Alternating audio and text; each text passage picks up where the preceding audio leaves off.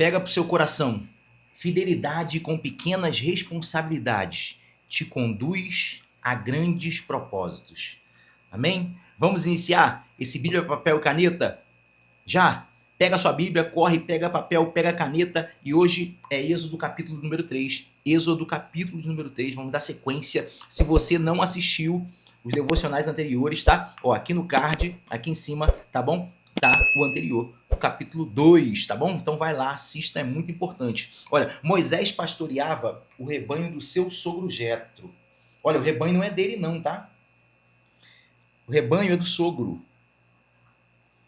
Rebanho é do sogro dele. Estou falando isso porque tem pessoas que só querem responsabilidade com aquilo que é dele. Se for dos outros, não aceito. Tá? Não aceito. Então, observe que a responsabilidade que lhe é entregue, ainda que seja pequena, ele age de forma fiel. Moisés começa a apresentar fidelidade. Fidelidade. Ainda que em pequenas responsabilidades. Deus começa a olhar para ele, um homem que lidera ovelhas, ovelhas que nem são deles. É o mesmo propósito que Deus tinha para ele. Olha, lá na frente também vou fazer a mesma coisa com ele.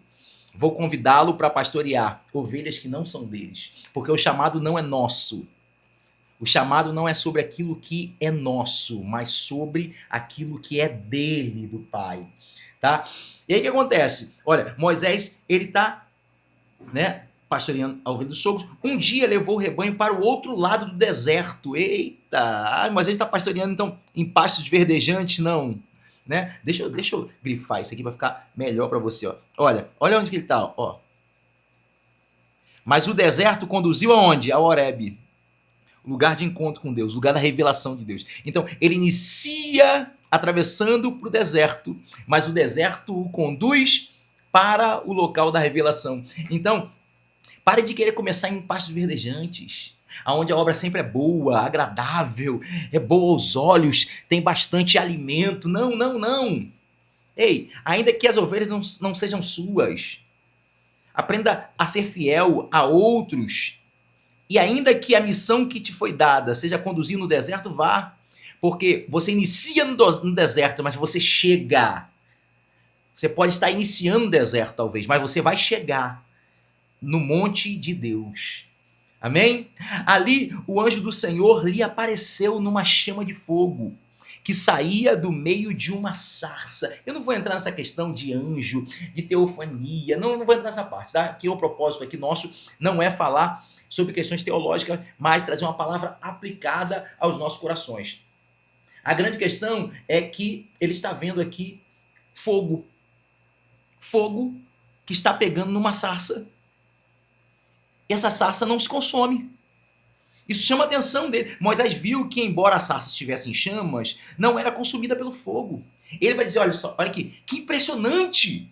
Ele pensa. Porque a sarça não se queima. Por que a sarça não se queima? Vou ver isso de perto. Você consegue entender que Deus atrai ele pela curiosidade? Tem curiosidades espirituais que abrem caminho para experiências profundas com Deus, tá? Porque tem pessoas que veem algumas coisas, mas não sei, deixa pra lá, eu acho que não é pra mim, não. Não, corre atrás, vai procurar ver, vai ver. Então, olha, a nossa vida só resiste às chamas das lutas quando o fogo é do Espírito, tá? A nossa vida só vai resistir às chamas dessas lutas de desertos quando o fogo é o fogo que é de Deus. Então, o fogo de Deus não consome. O fogo de Deus não consome o que está acontecendo na parte externa. Tá? Então Moisés está mostrando uma curiosidade. Quem deseja ver a glória de Deus se aproxima dele. Então há necessidade de você querer ver. Tá? Ó, o Senhor viu que ele se aproximava para observar. Deus está vendo.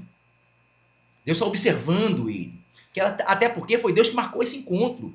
Porque tem manifestações que não estão ligadas a você, mas o próprio Deus que deseja ter um encontro contigo.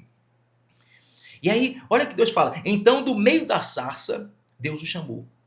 Moisés, Moisés. Deus conhecia. É um chamado direto e pessoal. Deus conhece você pelo seu nome, Ele conhece a sua história. Ele sabe as condições que você está vivendo, por onde você está passando, a missão que você está desenvolvendo. Ele te conhece. E Deus, ele ratifica. Ó, eu vou chamar mais de uma vez o teu nome para você saber que não foi por acaso.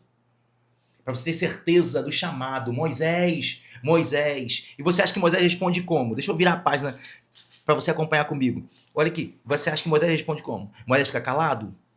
Porque tem muitas pessoas que sabem que Deus está chamando, mas estão ficando caladas. Olha que Moisés responde. Olha que coisa linda que Moisés responde. Ó. Eis-me aqui. E é isso que Deus hoje quer de você. Eis-me aqui. Você acha que Deus para por aí? Não, porque Deus quer proximidade. Ó. Então disse Deus, então se aproxime. Depois, tire a sandália dos pés, pois o lugar onde você está é terra santa. Disse ainda, eu sou o Deus do seu pai, o Deus de Abraão, o Deus de Isaque, o Deus de Jacó. Então Moisés cobriu o rosto, pois teve medo de olhar para Deus. Você consegue ver alguns processos que Deus apresenta aqui pra gente? Ele se revela. Depois ele espera de nós uma resposta. E uma resposta positiva. Eis-me aqui. Depois, olha, não se aproxime. Não é que Deus não queria que não se aproximasse. É porque tinha etapas. Antes de se aproximar, primeiro tira a sandália dos pés. Ó. Primeiro, responda. Depois, não se aproxime. Por quê? Porque é necessário tirar a sandália dos pés. Pois o lugar em que você está é terra santa. Não pode se misturar.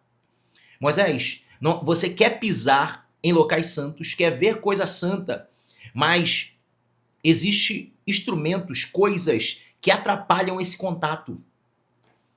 Existem algumas coisas em você que estão atrapalhando de você ter contato com aquilo que é santo. Então tira a sandália dos teus pés.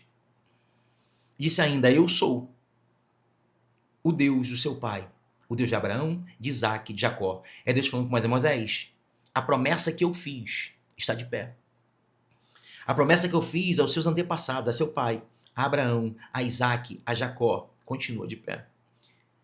Sabe, Moisés para por aí? Não, Moisés encobre o rosto.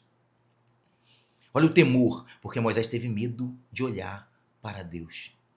Disse o Senhor, de fato tenho visto a opressão do meu povo no Egito, tenho escutado o seu clamor por causa dos seus feitores e sei quanto eles estão sofrendo. Por isso desci para livrá-los. Não, Moisés, não desci por causa de você, eu desci porque eu ouvi eles.